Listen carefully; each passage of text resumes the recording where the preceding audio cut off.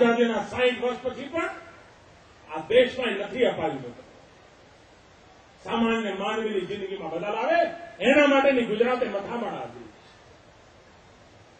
હવે આપણને શું કહે છે કે જો વરસાદ સારો થશે તો મોંઘવારી ઘટશે. બોલો,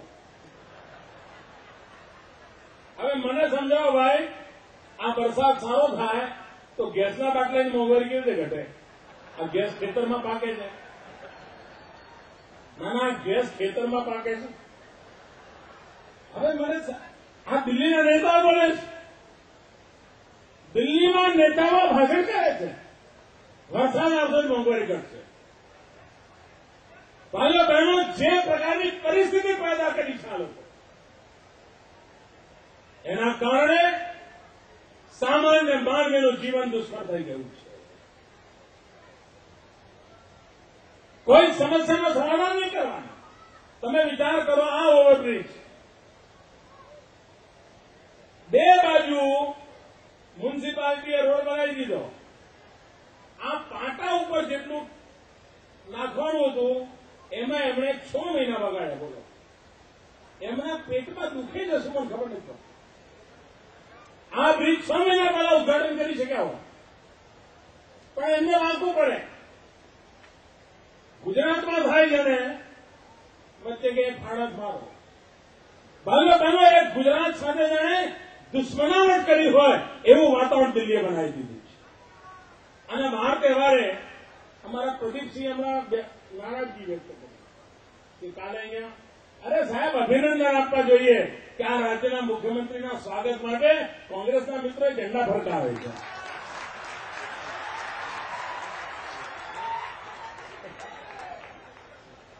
હું એનો આભાર માનું છું. આપણે ત્યાં જૂના જમાનામાં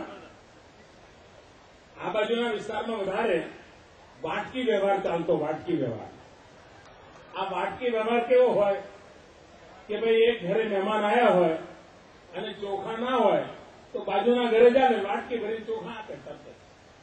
એના ઘરે હોય તો એ આપે અને પછી પાછા વાટકી નાની મોટી ના કરે સાહેબ, કે લખાણ ના કર્યું હોય, એમઓયુ ના કર્યું હોય કે તમે આવડી વાટકી લાયા હતા અને હવે આવડી વાટકી લાવ્યું ને સાહેબ. ઈમાનદારીથી આવડી વાટકીમાં એ ચોખા આપ્યા હોય, પાછા જોઈતા હોય ત્યારે એવડી જ વાટકીમાં લઈ જાય. એવું નહીં ભૂલવાડીને બીજી મોટી વાટકી લઈ આવે. સાહેબ, દિલ્હી જોડે અમારો વાટકી વ્યવહાર વિચિત્ર ચાલે છે. એ અમારી પાસેથી વાટકી ભરીને લઈ જાય અને ચમચી ભરીને આપે છે. વાટકી ભરીને લઈ જાય અને ચમચી ભરીને આપે છે અને આખા ગામમાં હોબાળા કરે છે પાછા. ભાઈ, માં અમારો, પૈસા અમારા, એમાંથી એક ચમચી તમે આપ્યા આયા ધજાગરા માં દો છો. એક વિચિત્ર પ્રકારનું વાતાવરણ બનાવી દેવામાં આવ્યું છે. અસહિષ્ણુતા. અરે લોકતંત્રની અંદર જનતા જનાર્દને જેમને ચૂંટ્યા હોય છે એમને 5 વર્ષ સુધી કામ કરવાનો અવસર મળવો જોઈએ. અમદાવાદ મ્યુનિસિપલ કોર્પોરેશનમાં કોંગ્રેસનું શાસન હતું આજથી 5 વર્ષ પહેલા. ગાંધીનગરમાં ભાજપની સરકાર હતી. હું મુખ્યમંત્રી હતો. કોંગ્રેસને એક પણ વખત ફરિયાદ કરવાનો વારો નથી આવ્યો કે રાજ્ય સરકારને કારણે અમારા કોર્પોરેશનનું ફલાણી તકલીફ પડે છે.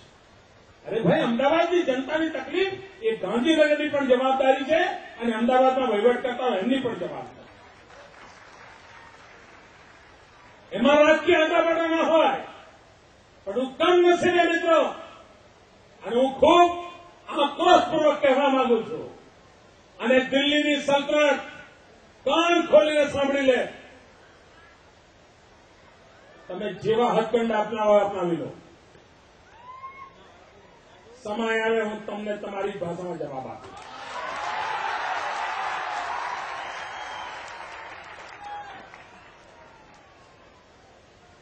જે રીતે ગુજરાત સરકાર સામે તોફાન માર્યું છે દિલ્હીમાં, છાપા ભરી ભરીને કથાઓ ચલાવવામાં આવે. એક રાજ્ય વિકાસ કરી રહ્યું છે, એક રાજ્ય પ્રગતિની રાહ પર જઈ રહ્યું છે, એક રાજ્ય ગુજરાતની જનતાની ભલાઈ માટે કામ કરી રહ્યું છે. દિલ્હીની સરકાર અમારી સાથે સ્પર્ધા ન કરી શકે તો ચૂપચાપ જોયા કરો. ભાઈઓ બહેનો, હું એક ગંભીર પ્રકારની લડાઈ જોઈ રહ્યો છું. ગુજરાતને ખદાન બદાન કરવા ઈચ્છતા તત્વોની સામે ગુજરાતને મોરચો મારવો પડે એવા દિવસો મને દેખાઈ રહ્યા છે. અને ખૂબ જવાબદારીપૂર્વક કહું છું આ. અને મને ખાતરી છે કે દિલ્હીની સત્તન મારા એક એક શબ્દને ગંભીરતાથી જોતી હશે. સામાન્ય રીતે નિવેદન કરવા, બયાનબાજી કરવી એ મારી પ્રકૃતિમાં નથી, મારી પ્રવૃત્તિમાં નથી. ગુજરાતની જનતાની ભલાઈ માટે કામ કરતા રહેવું, એમાં ખપી જવું, એ સંસ્કાર લઈને મેં કામે લાગે. પરંતુ જે પ્રકારે ષડયંત્રકારી પ્રવૃત્તિઓ ચાલી રહી છે, જે પ્રકારે ગુજરાતને ખદાન મદાન કરવાની પ્રવૃત્તિ ચાલી રહી છે, જે પ્રકારે રાજકીય અસહિષ્ણુતાનું વાતાવરણ બનાવવામાં આવ્યું છે, જે પ્રકારે જૂઠાણા ઉભા કરવામાં આવી રહ્યા છે, ભાઈઓ બહેનો, દુનિયાની કોઈ તાકાત અમારા સત્યના માર્ગ પર ટકાવી નહીં શકે. અરે 19 મહિના તમે કટોકટી લગાવી હતી, તમે અમને જેલખાનામાં ભરી દીધા હતા. હિન્દુસ્તાન આખાને જેલખાનું બનાવ્યું હતું.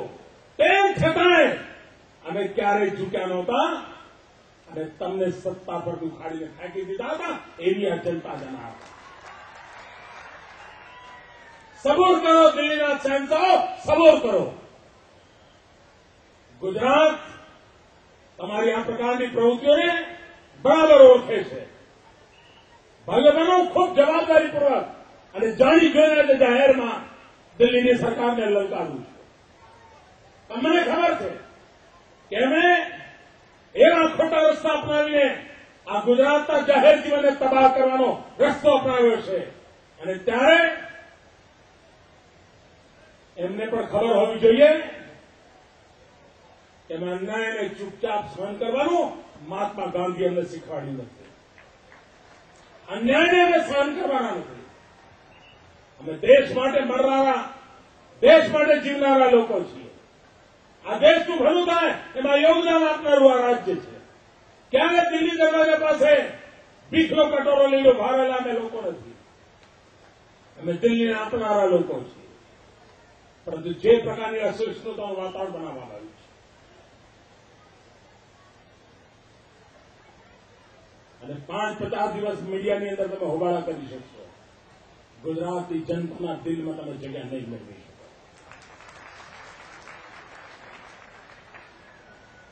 તેથી ભાઈઓ બહેનો,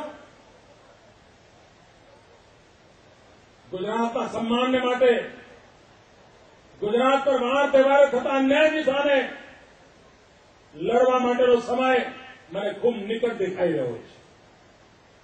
અને હું મેદાને જંગમાં આપની સાથે ખભે ખભો મિલાવી લડવા તૈયાર છું.